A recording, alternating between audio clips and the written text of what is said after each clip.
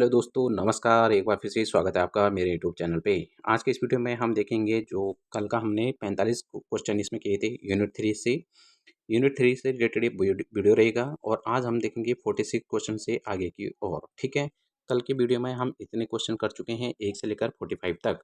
आज हमारे रहेंगे 46 से ऑनवर्ड्स रहेंगे और देखते हैं हम कितने तक हो सकते हैं। नंबर दूसरी बात, आप सभी लोग जो भी नए व्यूअर्स हैं वो सभी इस चैनल को सब्सक्राइब जरूर करें और टेलीग्राम चैनल ज्वाइन करें, जहाँ पे आपको पीडीएफ भी मिल जाएगी और मैं वहाँ पे कुछ फॉर्मेट भी कराता रहता हूँ। ठीक है, वहाँ पे भी 10 से 15 क्वेश्चन हमेशा मतलब डेली मैं डालता हूँ, डेली बेसिस पे। और ये केवल मैं एग्जाम ओरिएंटेड ही डालता हूँ जो हमारे यूके एसएससी एडीओ एग्जाम से रिलेटेड है अभी फिलहाल। ठीक है, और मैं पटवारी लेखपाल वाले भी डालता हूँ। अगर कोई बच्चे उसमें पटवारी लेखपाल वाले भी जुड़ते हैं तो उनके लिए भी अब आने वाले समय में डेली भी एमसीक्यू रहेगी। लेकिन पटवारी लेखपाल में डेली का डेली हम कोशिश करेंगे कि 60 नंबर का यानी 60 क्वेश्चन का एक एमसीक्यू सीरीज लाएंगे, है ना। 50 से 60 क्वेश्चन के बीच में रहेगा जो मॉडल पेपर रहेगा।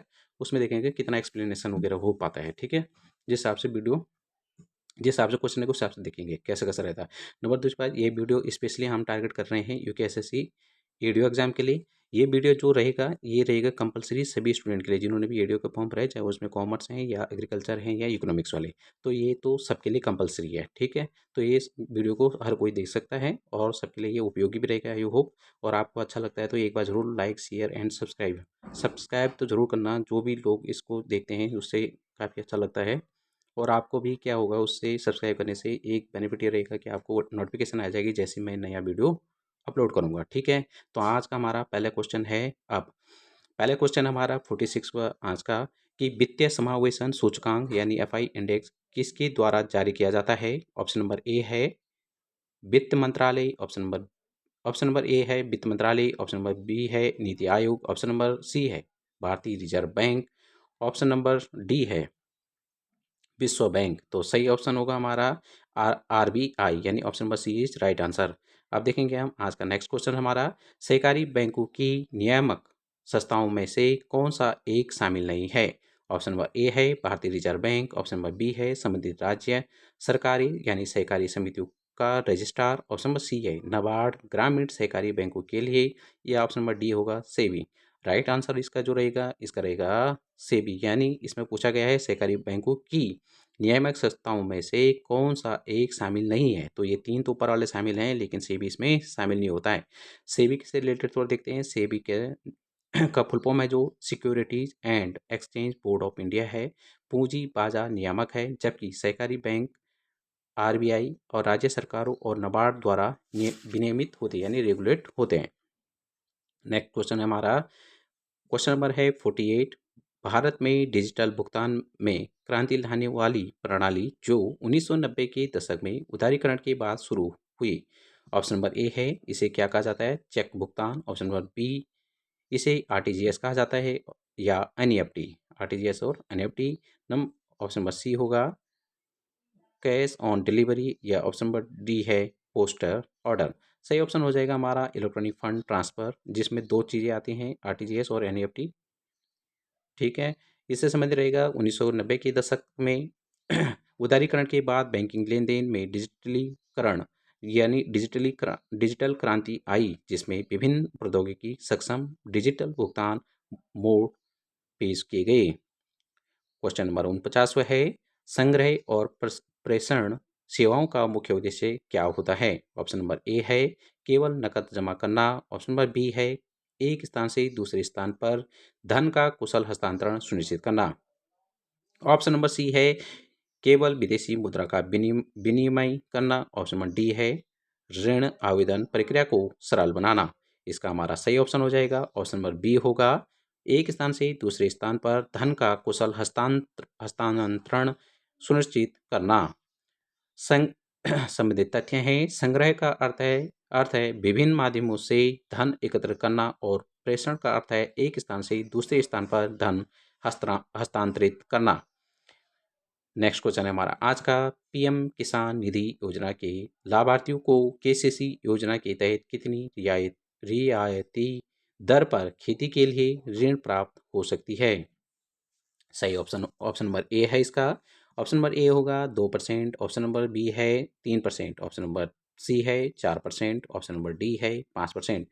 राइट ऑप्शन हो जाएगा हमारा इसका option number C is right answer, यानी 4%। अब बात करते हैं हम एक्स्ट्रा तथ्य हैं। 2020 के बजट के बाद सरकार ने पीएम किसान सम्मान निधि योजना के साथ केसीसी योजना को मिलाकर संस्थागत ऋण को अधिक सुलभ बनाया है, जिससे लाभार्थी 4% की रियायती दर पर ऋण प्राप्त कर सकते हैं। क्वेश्चन नंबर है 51वां आज का। सहकारी बैंकों की एक मुख्य विशेषता क्या है जो उन्हें वाणिज्यिक बैंकों से अलग करती है? ऑप्शन नंबर ए है लाभ कमाना उनका प्राथमिक उद्देश्य नहीं है। ऑप्शन नंबर बी स्वामित्व, उनका स्वामित्व सरकार के पास होता है। ऑप्शन नंबर सी वे केवल शहरी क्षेत्रों में कार्य करते हैं। ऑप्शन नंबर डी वे केवल बड़े व्यवसायी को ऋण देते हैं। तो इसका राइट आंसर हो जाएगा ऑप्शन नंबर ए है लाभ कमाना उनका प्राथमिक उद्देश्य नहीं होता है। सहकारी बैंक सदस्यों को सेवा प्रदान करने पर ध्यान केंद्रित करते हैं, जबकि वाणिज्यिक बैंकों का मुख्य उद्देश्य शेयरधारकों के लिए लाभ कमाना होता है। क्वेश्चन नंबर है 52। National payment corporation of India यानी एनपीसीआई कहते हैं जिसको, ने निम्नलिखित में से कौन सा भुगतान इंटरफेस विकसित किया है? ऑप्शन नंबर ए है आरटीजीएस, ऑप्शन नंबर बी है एनईएफटी, ऑप्शन नंबर सी है यूपीआई यानी unified payment interface, option number D है ईसीएस यानी इलेक्ट्रॉनिक क्लियरिंग सिस्टम। तो ऑप्शन नंबर इसका सी हमारा राइट आंसर रहेगा। यूपीआई इसका पूरा नाम है यूपीआई का यूनिफाइड पेमेंट इंटरफेस। इससे रिलेटेड जो एक्स्ट्रा तथ्य होंगे, एनपीसीआई एक अम्ब्रेला संगठन है जो भारत में खुदरा भुगतान और निपटान प्रणालियों के संचालन के लिए जिम्मेदार है और इसने यूपीआई जैसे प्रमुख प्लेटफॉर्मों को विकसित किया है। क्वेश्चन नंबर 53 है स्वयं सहायता समूह यानी सेल्फ हेल्प ग्रुप की ऋण वसूली दर का ऊंचा होना क्या दर्शाता है? ऑप्शन नंबर ए है वे बहुत अधिक ब्याज दर वसूलते हैं। ऑप्शन नंबर बी है उनकी वित्तीय अनुशासन विश्वसनीयता। ऑप्शन नंबर सी है उन्हें केवल आसान ऋण मिलते हैं। ऑप्शन नंबर डी है वे केवल अमीर सदस्यों को शामिल करते हैं।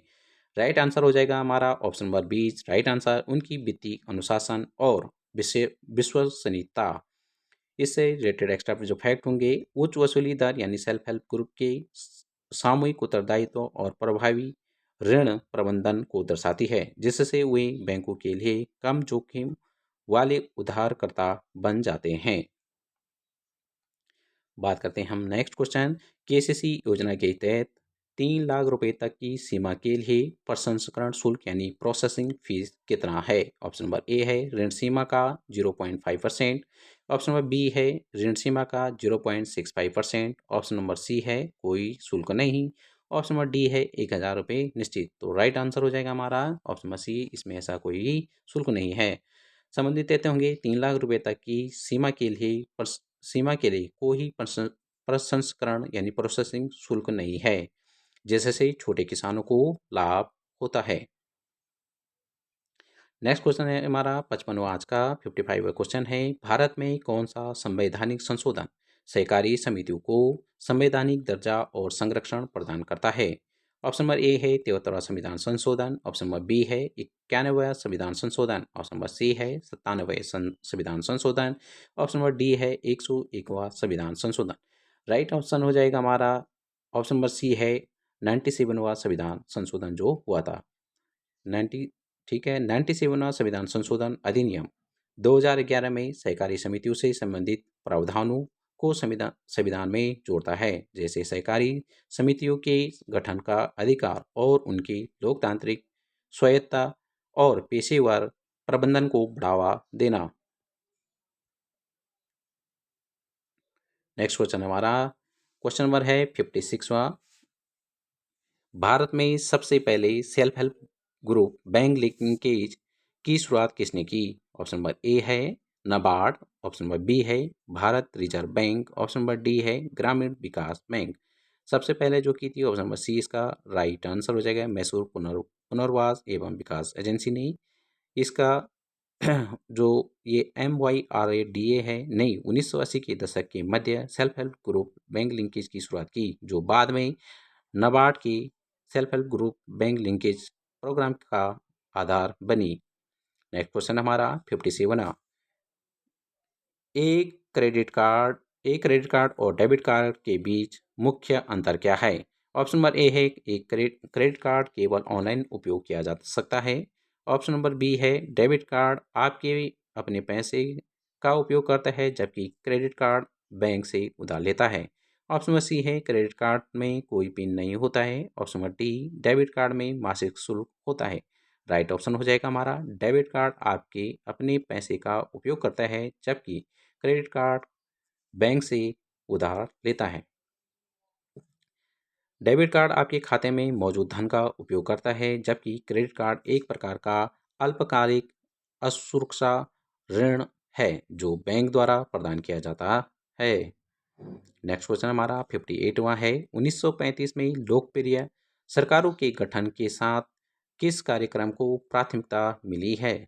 ऑप्शन नंबर ए है शहरी विकास कार्यक्रम। ऑप्शन नंबर ए है शहरी विकास कार्यक्रम। ऑप्शन नंबर बी है औद्योगिक विस्तार कार्यक्रम। ऑप्शन नंबर सी है ग्रामीण कर्जदारी को संबोधित करने वाले कार्यक्रम। ऑप्शन नंबर डी है अंतर्राष्ट्रीय व्यापार समझौते। राइट ऑप्शन हो जाएगा हमारा option number C right answer हो जाएगा ग्रामीण कर्जदारों को संबोधित करने वाले कार्यक्रम। चूंकि सहकारी समितियां ग्रामीण विकास का एक चैनल थी। 1935 में लोकप्रिय सरकारों के गठन के साथ ही ऐसे कार्यक्रम तैयार किए गए जिनमें ग्रामीण कर्जदारी को प्राथमिकता मिली। नेक्स्ट क्वेश्चन हमारा 59वां बैंकिंग सेवा में कलेक्शन एंड रेमिटेंस का क्या अर्थ है? ऑप्शन नंबर ए है केवल ग्राहकों से शिकायतें एकत्र करना। ऑप्शन नंबर बी है विभिन्न चैनलों के माध्यम से धन एकत्र करना और एक स्थान से दूसरे स्थान पर हस्तांतरित करना। ऑप्शन नंबर सी है पुराने सिक्कों का संग्रह। ऑप्शन नंबर डी है ऋण आवेदन पत्रों का संग्रह। ऑप्शन नंबर 20 राइट आंसर हो जाएगा हमारा 20 राइट आंसर विभिन्न चैनल के माध्यम से धन एकत्र करना और एक स्थान से दूसरे स्थान पर हस्तांतरित करना। संबंधित तथ्य होंगे यह बैंकिंग सेवाएं धन के सुचारू प्रवाह को सक्षम बनाती है जिसमें बिल भुगतान और फंड ट्रांसफर शामिल हैं।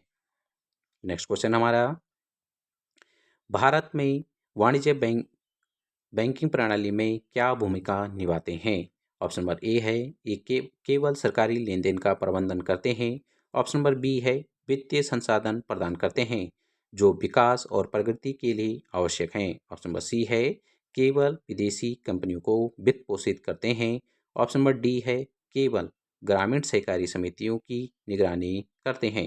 राइट आंसर है हमारा option number B right answer वित्तीय संसाधन प्रदान करते हैं जो विकास और प्रगति के लिए आवश्यक हैं। भारतीय बैंकिंग प्रणाली में वाणिज्यिक बैंक एक भूमिका निभाते हैं जो भारतीय वित्तीय क्षेत्र में विकास और प्रगति के लिए आवश्यक वित्तीय संसाधन प्रदान करते हैं। सहकारी ऋण संस्थाओं के समक्ष वर्तमान में निम्नलिखित में से कौन सी प्रमुख चुनौतियां हैं? ऑप्शन नंबर ए है पूंजी पर्याप्तता शासन और प्रौद्योगिकी उन्नयन। ऑप्शन नंबर बी है केवल नियामक प्रतिबंधों का अभाव। ऑप्शन नंबर सी है केवल ग्रामीण क्षेत्रों तक सीमित संचालन। ऑप्शन नंबर डी है उच्च लाभ मार्जिन। राइट आंसर है हमारा option number A right answer हो जाएगा पूंजी पर्याप्तता शासन और प्रौद्योगिकी उन्नयन। संबंधित तथ्य होंगे सहकारी बैंकों को पूंजी पर्याप्तता शासन प्रौद्योगिकी उन्नयन और प्रतिस्पर्धा जैसे मुद्दों का सामना करना पड़ रहा है जो उनकी स्थिरता और दक्षता को प्रभावित करते हैं। नेक्स्ट क्वेश्चन हमारा भारत में सहकारिता आंदोलन के साथ नहीं सॉरी भारत में सहकारिता आंदोलन के संबंध में निम्नलिखित कथनों पर विचार करें। ऑप्शन नंबर ए है 1935 में लोकप्रिय सरकारों के गठन के साथ ग्रामीण कर्जदारों को प्राथमिकता मिली। क्या ये है? ऑप्शन नंबर 2 है अखिल अखिल भारतीय ग्रामीण ऋण सर्वेक्षण ने सहकारी समितियों को ग्रामीण ऋण संगठन के लिए अनुपयुक्त बताया। सहकारी समितियां भविष्य की समुदाय आधारित पहली नींव थी। उपरोक्त में से कितने कथन इसमें से सही हैं या कौन से सही हैं? ऑप्शन नंबर ए है इसमें केवल एक सही है। ऑप्शन नंबर बी है 1 और 3 सही है। ऑप्शन नंबर सी है 2 और 3 सही है। ऑप्शन नंबर डी तीनों सही हैं। राइट आंसर हो जाएगा हमारा option number B. Right answer 1 और 3 सही आंसर है इसका। देखते हैं 1 और 3 में क्या लिखा है। 1 और 3 कहता है कि 1935 में लोकप्रिय सरकारों के गठन के साथ ग्रामीण कर्जदारों को प्राथमिकता मिली। और ऑप्शन नंबर 3 है, मतलब जो पॉइंट 3 है, सहकारी समितियां भविष्य की समुदाय आधारित पहलू की नींव थी। संबंधित तथ्य क्या होंगे? अखिल भारतीय ग्रामीण ऋण सर्वेक्षण ने कहा, गांवों में सहकारिता समिति को छोड़कर ऋण संगठन का कोई भी ढांचा उपयुक्त नहीं होगा, जो कथन 2 गलत बनाता है। नेक्स्ट है हमारा क्वेश्चन नंबर है 63। भारत में वित्तीय समावेशन को बढ़ावा देने में स्वयं सहायता समूहों की भूमिका के संदर्भ में निम्नलिखित कथनों पर विचार करें। ऑप्शन 1 है, सेल्फ हेल्प ग्रुप केवल कृषि गतिविधियों पर ध्यान केंद्रित करते हैं। 2 है, नेक्स्ट है, self help group bank linkage कार्यक्रम 1992 में नाबार्ड द्वारा शुरू किया गया था। और तीसरा है, राष्ट्रीय ग्रामीण आजीविका मिशन सेल्फ हेल्प ग्रुप को वित्तीय प्रणाली से जोड़ने का लक्ष्य रखता है। उपरोक्त कथनों में से कौन से सही कथन हैं या कौन? तो यहाँ पे 4 ऑप्शन दिए गए हैं। ऑप्शन नंबर ए है 1 और 2 सही है। ऑप्शन नंबर बी है 2 और 3 सही है। ऑप्शन नंबर सी है 1 और 3 सही है। ऑप्शन नंबर डी है 1, 2 और 3 सही है। राइट आंसर हो जाएगा हमारा option number B. Right answer हो जाएगा 2 और 3 सही है। ठीक है। संबंधित है, सेल्फ हेल्प ग्रुप केवल कृषि गतिविधियों पर ध्यान केंद्रित नहीं करते, बल्कि वे स्वरोजगार, कौशल विकास और अन्य गैर गैर कृषि व्यवसायों में भी शामिल होते हैं। क्वेश्चन नंबर 64 वह है, किसान क्रेडिट कार्ड यानी केसीसी योजना के तहत सरकारों को ब्याज सहायता और शीघ्र पुनर्भुगतान प्रोत्साहन प्रदान करती है। प्रभावी ब्याज दर को डैश तक कम करने के लिए कितना प्रतिशत ब्याज सहायता और कितना प्रतिशत शीघ्र पुनर्भुगतान को प्रोत्साहन प्रदान किया जाता है? ऑप्शन नंबर ए है 2% ब्याज सहायता और 3% शीघ्र पुनर्भुगतान प्रोत्साहन, प्रभावी दर 4%। ऑप्शन नंबर बी है 3% ब्याज सहायता और 2% शीघ्र पुनर्भुगतान प्रोत्साहन और प्रभावी दर होगी 4%। ऑप्शन नंबर सी है 4% ब्याज सहायता और 1% शीघ्र पुनर्भुगतान प्रोत्साहन और प्रभावी दर 3%। ऑप्शन नंबर डी है 1% ब्याज सहायता और 4% शीघ्र पुनर्भुगतान प्रोत्साहन और ब्याज दर 5 और प्रभावी दर जो होगी 5%। तो इसका जो राइट आंसर हो जाएगा, राइट आंसर है हमारा option number A. Right answer 2% ब्याज सहायता और 3% शीघ्र पुनर्भुगतान प्रोत्साहन और प्रभावी दर 4%, ये इसका राइट आंसर होगा। भारत सरकार किसानों को 2% की ब्याज सहायता, 3% शीघ्र पुनर्भुगतान प्रोत्साहन प्रदान करती है, जिससे प्रभावी ब्याज दर 4% तक हो जाती है। तो इसका एक्सप्लेनेशन भी ये रहा। भारत में डिजिटल भुगतान प्रणालियों के संदर्भ में एनईएफटी, आरटीजीएस और आईएमपीएस के बीच प्रमुख अंतर क्या है? ऑप्शन नंबर ए है एनईएफटी और आरटीजीएस आरबीआई द्वारा शुरू किए गए थे, जबकि आईएमपीएस एनपीसीआई द्वारा शुरू किया गया था। ऑप्शन नंबर बी है एनईएफटी केवल छोटे मूल्य के लेन देन के लिए, जबकि आरटीजीएस केवल बड़े मूल्य के लेन देन के लिए है। Option number C IMPS IMPS बैंकों में लेन देन संसाधित करता है, जबकि एनईएफटी वास्तविक समय में करता है। आरटीजीएस और आईएमपीएस 24/7 उपलब्ध हैं, जबकि एनईएफटी केवल बैंकिंग घंटों के दौरान उपलब्ध है। इसमें से सही ऑप्शन कौन सा होगा, आप भी बताइए आपको कौन सा लगता है। ऑप्शन नंबर इसका जो राइट ऑप्शन होगा ऑप्शन नंबर ए होगा। एनईएफटी और आरटीजीएस आरबीआई द्वारा शुरू किए गए थे, जबकि आईएमपीएस एनपीसीआई द्वारा शुरू किया गया था। आरबीआई ने एनईएफटी और आरटीजीएस की शुरुआत की, जबकि national payments corporation of India NPCI ने आईएमपीएस की शुरुआत की। नेक्स्ट क्वेश्चन हमारा, सहकारी बैंकों की लोकतांत्रिक संरचना का सबसे अच्छा वर्णन कौन सा कथन करता है? ऑप्शन नंबर ए है इसका, इसमें सरकार द्वारा नियुक्ति प्रतिनिधि होते हैं। ऑप्शन नंबर बी है, इसमें केवल बड़े शेयर धारकों का वोट होता है। ऑप्शन नंबर सी है, एक सदस्य एक वोट का सिद्धांत, चाहे कितना भी शेयर पूंजी हो। ऑप्शन नंबर डी है, बोर्ड का चुनाव आरबीआई द्वारा किया जाता है। Option number C right answer होगा, एक सदस्य एक वोट का सिद्धांत, चाहे कितना भी शेयर पूंजी हो। संबंधित तथ्य होंगे, सहकारी समितियां अंतर्राष्ट्रीय सहकारी सिद्धांतों पर आधारित होती है, जिनमें से एक लोकतांत्रिक सदस्य नियंत्रण है। लोकतांत्रिक सदस्य नियंत्रण है। ठीक है। नेक्स्ट है हमारा 67 क्वेश्चन है आज का, मल्टी स्टेट कोऑपरेटिव सोसाइटी संशोधन अधिनियम 2022 का मुख्य उद्देश्य क्या है? ऑप्शन नंबर ए है, सहकारी समितियों में शासन में सुधार, प्रबंधन को मजबूत करना और वित्तीय पारदर्शिता बढ़ाना। ऑप्शन नंबर बी है, केवल नई सहकारी समितियां बनाना। ऑप्शन नंबर सी है, सहकारी समितियों को समाप्त करना। ऑप्शन नंबर डी है, अंतर्राष्ट्रीय सहकारी समितियों को भारत में काम करने की अनुमति देना। ऑप्शन नंबर इसका जो सही होगा, option number A right answer हो जाएगा। सहकारी समितियों में शासन में सुधार, प्रबंधन को मजबूत करना और वित्तीय पारदर्शिता बढ़ाना। यह संशोधन अधिनियम सहकारी क्षेत्र में जवाबदेही और चुनाव प्रक्रिया में सुधार लाने के उद्देश्य से लाया गया है। नेक्स्ट क्वेश्चन हमारा 68, वित्तीय समावेशन में अंतिम मील तक कनेक्टिविटी, लास्ट माइल कनेक्टिविटी की अवधारणा को सर्वोत्तम रूप से कौन सा विकल्प समझाता है? ऑप्शन नंबर ए है, शहरों में सभी बैंक शाखाओं को जोड़ना। ऑप्शन नंबर बी है, दूरस्थ और दुर्गम क्षेत्रों तक वित्तीय सेवाओं का विस्तार करना। ऑप्शन नंबर सी है, केवल बड़े व्यवसाय को ऋण प्रदान करना। ऑप्शन नंबर डी है, मोबाइल नेटवर्क को मजबूत करना।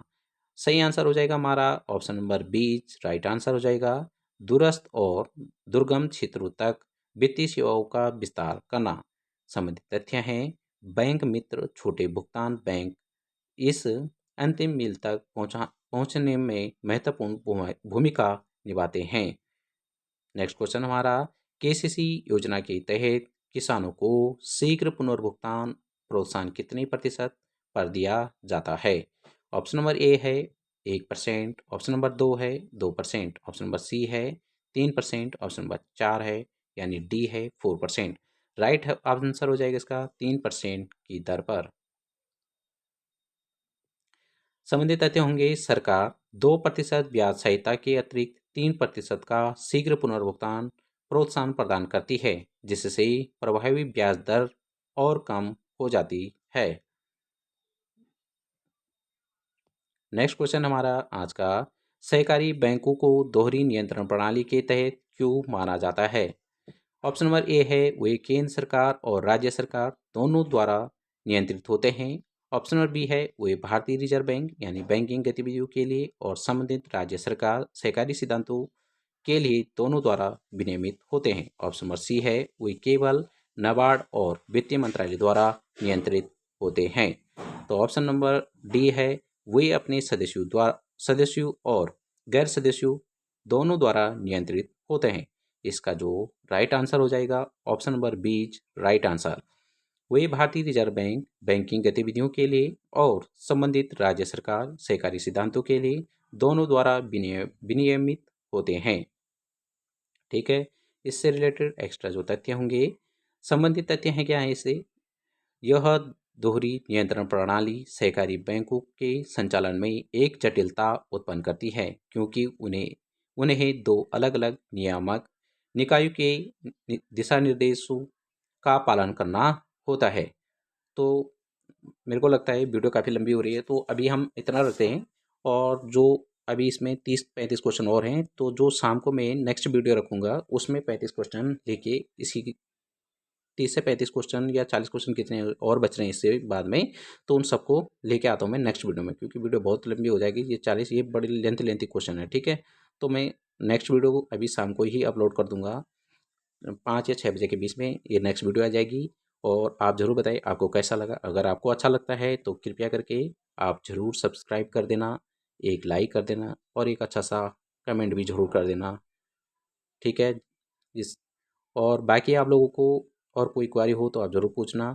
नंबर दूसरी बात, अगर आपको पीडीएफ वगैरह मैं लास्ट में ही टेलीग्राम पर भी अपलोड कर दूंगा, और इनसे ही रिलेटेड मैं शाम को 8 या 9 बजे के बीच में वहाँ पे 10 से 15 क्वेश्चन की क्विज भी कराऊंगा, है ना। उसे आप लोग ज्वाइन कर सकते हैं और उसमें भी देख सकते हैं आपको कितने क्वेश्चन आते हैं, क्योंकि वो पोल सिस्टम है, उसमें पोल के थ्रू में करवाता हूँ, ठीक है। क्विज जो रहती, कुछ बच्चे उसमें जो जुड़े हैं वो करते हैं उसमें।